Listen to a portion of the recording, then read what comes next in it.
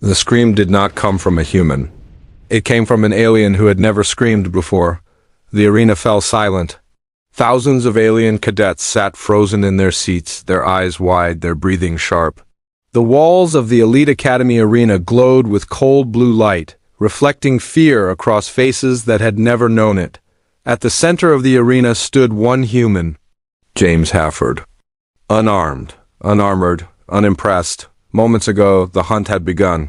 The rules were simple. One human, 50 alien hunters.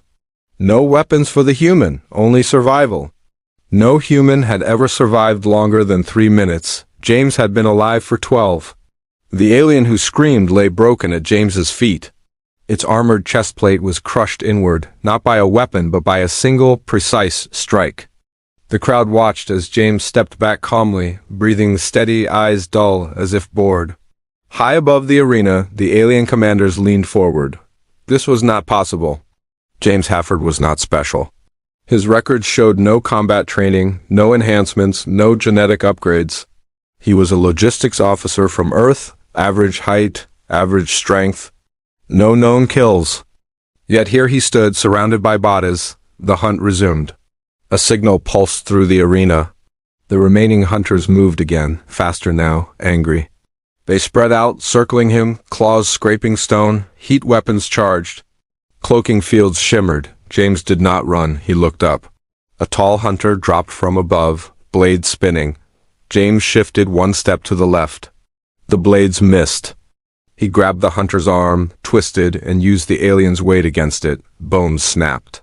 The alien crashed into another hunter. Both went down. The crowd gasped. The commanders exchanged looks of unease. This was not strength. This was understanding. James moved like someone who had seen this before.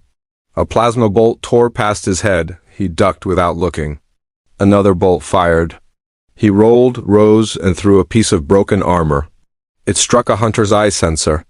Blind, the alien fired wildly and hit its own ally. James did not smile. He looked tired. The hunters hesitated now. That hesitation killed them. James used the arena itself. Walls, shadows, fallen bodies. He disappeared, then struck, then vanished again. Every move was clean. No wasted motion. No anger, only survival. Minutes passed. The counter above the arena blinked red. 15 minutes. No human had ever passed 5. The commanders stood now. One of them spoke, voice low and sharp. "End this." A new gate opened. The crowd fell silent again. Something stepped out that was not part of the hunt. Bigger, heavier, black armor fused to flesh. Its presence crushed the air itself. This was not a cadet. This was an execution beast. James stopped moving. For the first time, his expression changed. Not fear, recognition. The beast roared, shaking the arena. Its weapon powered up, glowing white-hot. One shot would erase James completely. No human body could survive it. The commanders watched closely. This was the end. The beast fired. The light filled the arena. When it faded, the arena floor was cracked and smoking. The crowd leaned forward. James Hafford was gone. A commander exhaled in relief. Then a sound echoed behind them. Footsteps, slow, calm. James stepped out of the smoke, clothes burned, skin bruised, but alive. In his hand was a broken piece of the beast's weapon, still glowing. He looked up at the commanders. "Is that all?" he said quietly. The arena erupted into chaos, and alarms began to scream across the academy, because the hunt was no longer a test. It had become a threat. And the academy had just realized something terrible. They were not hunting the human. The human was hunting them. And above the arena, hidden deep within the academy systems, a red warning appeared for the first time in its history. Species classification updated. Human. Extreme risk. The lights cut out. And something else woke up beneath the academy. Something ancient. Something hungry. And it knew James Hafford's name. Darkness swallowed the arena. The scream stopped first. Then the lights. Then the air itself felt wrong, heavy, as if the academy was holding its breath. James Hafford stood still. Smoke drifted around him. The broken weapon fragment in his hand cooled, its glow fading. Somewhere above, emergency systems tried to reboot, failed, and tried again. Red lights flickered, weak and unstable. The alien cadets panicked. They pushed against each other, claws scraping metal seats, voices cracking in fear. This place had never gone dark before. Darkness meant loss of control. Loss of control meant death. James tilted his head slightly. He listened. Deep beneath the arena floor, something moved. Not machines, not guards. Something old. The commanders had sealed themselves inside the observation chamber, thick energy shields locked into place. One of them slammed a claw against the console.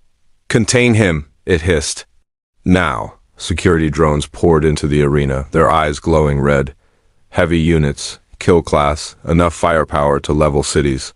James looked at them and sighed. The first drones fired together. The arena exploded with light and heat. James ran, fast but smooth, sliding behind fallen pillars, using debris as cover. The blasts tore through stone where he had been seconds before. He did not fight the drones directly. He led them. The floor shook again. Cracks spread across the arena like veins. One drone dipped too low. The ground collapsed beneath it, dragging it screaming into the darkness below. Something screamed back. The sound froze everyone. Even James stopped. The scream was not mechanical. It was not alien. It was layered, many voices in one, ancient and angry. The Academy AI finally spoke, its voice shaking. Warning, sub-level breach detected. Containment failure. One commander whispered. That sector was sealed before the Academy was built, another answered slowly. Because nothing survives it. The ground burst open near the center of the arena. Black mist poured out. From it rose shapes that did not fit the world. Long limbs, too many joints, eyes that reflected no light. They crawled out in silence, sniffing the air. The drones turned their weapons. Too late. The creatures moved faster than thought. Drones were torn apart, crushed, pulled into the dark. Metal screamed as easily as flesh. The cadets ran, James did not.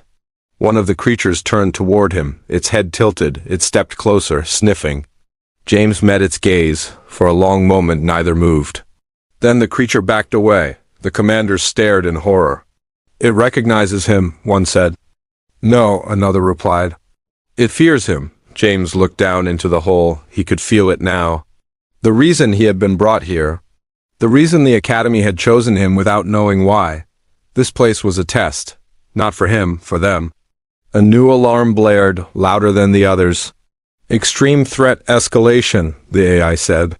All personnel evacuate. James finally smiled. Just a little. So, he said softly, to no one in particular, now it starts. Behind him, the darkness surged. And the creatures began to climb toward the upper levels of the Academy. Toward the galaxy. Toward war.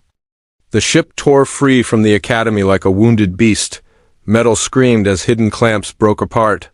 The launch tunnel collapsed behind it, fire chasing the engines as they burned to full power. James was thrown into the pilot's seat, straps snapping shut around him without command. The screen flashed warnings he did not understand, then it went quiet. Stars filled the view ahead. James forced himself to breathe. The ship felt alive. Old systems hummed, adjusting to him, reading him. Symbols shifted, changing into simple shapes, then words he could read.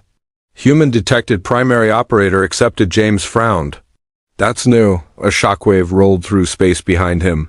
The elite academy exploded, breaking apart into glowing debris. Smaller ships poured out like insects, weapons already charging. The hunt had followed him. James gripped the controls as instinct guided his hands. The ship responded smoothly, faster than anything he had known. Energy flared. The ship slipped sideways through space, dodging a blast that would have torn it apart. Alarms screamed again. Incoming signal. The face of a commander filled the screen, eyes burning with hate and fear. You do not understand what you carry, the commander said. That ship is a key. It must be returned. James stared back, calm as ever. You should have let me go, the signal cut. The ship lurched as something latched onto its hull. A boarding spike punched through metal. Warning lights turned red. James unstrapped and moved through the narrow corridor as gravity shifted. He grabbed a loose metal bar and braced himself as the ship shook violently. The hull tore open. 3 alien soldiers dropped inside, weapons raised. James moved first. He slammed the bar into the first soldier's throat, spun, kicked the second into the wall, and ripped the weapon from the third. It fired once by accident. The shot punched through the floor.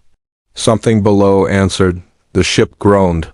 A deep sound echoed through its frame, not mechanical but aware. James froze. Text burned across every screen at once. Awakening sequence initiated passenger status. Confirmed the ship was not just old, it was alive. And it had chosen him. Outside, more enemy ships closed in. Inside, the walls began to shift. James tightened his grip on the weapon.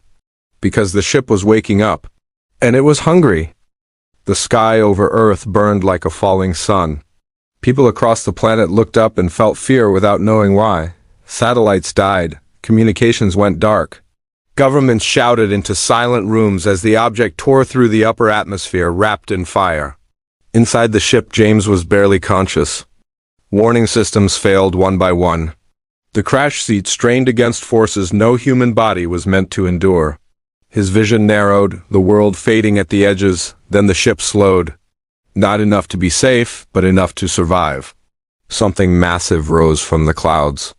A shape of energy and metal, vast and impossible, surrounded by glowing rings that bent gravity itself. It matched the ancient signature James had felt before, but this one was free, not chained. The ship recognized it. An ally, the presence touched James's mind gently. Protector, the giant construct wrapped the falling ship in a field of controlled force. The fire vanished. The scream of re-entry faded into silence. They descended together. The ship crashed into the ocean, sending waves racing across the surface. Water swallowed the wreckage, steam rising in towering columns. James blacked out. He woke to darkness and cold. Water dripped somewhere nearby. Emergency lights flickered weakly. The ship lay broken on the ocean floor, hull split, systems dead. James unstrapped himself slowly, every muscle screaming. Still alive, he whispered. A hatch above him blew open, light poured in. Figures dropped down, moving fast, trained, human, soldiers, Earth soldiers, weapons raised. Hands where we can see them, one shouted. James lifted his hands and smiled tiredly. You're late. They pulled him out of the wreckage and into a submersible. Medical scanners swept over him, alarms sounding at his condition. Back on the surface, the world was in chaos. But Earth was still whole? James was taken to a sealed facility deep underground. Steel walls, no windows. Heavy guards, familiar, they questioned him for hours. About the academy, the hunt, the ship. The monsters, he told them enough, not everything. They locked him in a room alone afterward. He sat on the floor, back against the wall, eyes closed. Then the lights dimmed. The temperature dropped. James opened his eyes. The air rippled. The protector appeared, shrinking itself into a humanoid shape made of shifting light. It stood silently in the center of the room. They can't see you, James said. Correct. James studied it. How many of you are there? Few. Enough? The protector paused. No, James nodded slowly. They'll come back, yes. And next time, James said, they won't test us. Correct. James stood, pain shooting through his body. Then we don't wait. The protector tilted its head. Plan. James smiled faintly. I'm good at those. The wall behind him suddenly exploded inward. Guards were thrown aside like toys. Smoke and debris filled the room. Through the wreckage stepped figures in black armor. Not alien, human. Their leader removed his helmet. A familiar face from old records, a man who should have been dead. James Hafford, the man said calmly, you belong to us. James's smile vanished. Because this was worse than the academy, this was home. And the man behind him whispered the words James had never wanted to hear. We made you. The lights went out. And every system on Earth went to war mode. The world changed in 7 seconds. That was all it took. Satellites across Earth shifted control. Defense grids activated. Lock systems opened for commands that did not come from any government. Missiles armed, then froze, waiting. Every screen on the planet flashed the same warning. Global Threat Protocol active. James stood in the ruined room, smoke curling around his feet. The black-armored soldiers aimed their weapons at him, but none of them fired. They were waiting. So was the man. "You were built for this moment," the man said. His voice was calm, almost proud. "Not by aliens. By us." James looked at him carefully. Older now, scarred, but he remembered the face from buried files. From projects that were denied, erased, classified beyond reach. "I was a supply officer," James said. "Paperwork. Cargo routes," the man smiled. "That was the cover." The protector shifted beside James, light rippling with quiet warning. It had never seen humans like this. "You survived the academy because you were designed to," the man continued. "Your mind adapts faster than theirs. Your body endures stress it should not. You are not stronger. You are harder to break." James felt the truth settle in his bones, all the tests, all the calm, all the moments where fear should have won. "Why me?" James asked. "Because someone had to walk into the dark," the man replied, "and come back." The building shook. Far above them, alien warships returned. The sky split with light as jump signatures tore open the atmosphere. This time there were more. Many more. The academy had brought everything. The man turned to the soldiers. "Stand down." They obeyed instantly. He faced James again. "We can fight them together. Earth has been preparing longer than you know." James looked at the protector. "Can you stop them?" "Not all." James nodded. He stepped forward, past the weapons, past the man who claimed ownership of his life. "I don't belong to you," James said. "Or them," the man's expression hardened. "You don't get to choose?" James smiled, slow and dangerous. "I already did," the protector expanded, light filling the room, systems across Earth responding. Not attacking, coordinating, James became the center of it. Every defense grid, every hidden safeguard, every forgotten weapon aligned around one command: survive.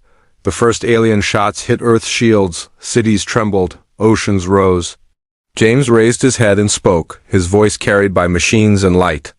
"This is James Hafford. You hunted me, you tested me. You failed." The alien fleet paused. "You want Earth," James continued. "You come through me." The man watched in silence as James walked toward the light, toward the war, toward the truth of what he was, not a weapon. A wall. The first alien ship fell, then another, then 10 more. But deep in space, beyond the battlefield, something else watched, something older than the protector. Something that had been waiting for the signal James just sent by existing. It smiled. Because the hunt was never about survival, it was about discovery, and now it knew where to find him. James felt it. For the first time, real fear, and he understood the final truth. The academy was only the beginning. Earth was only the test. The real hunters were still coming, and they were not interested in studying him. They wanted him alive forever.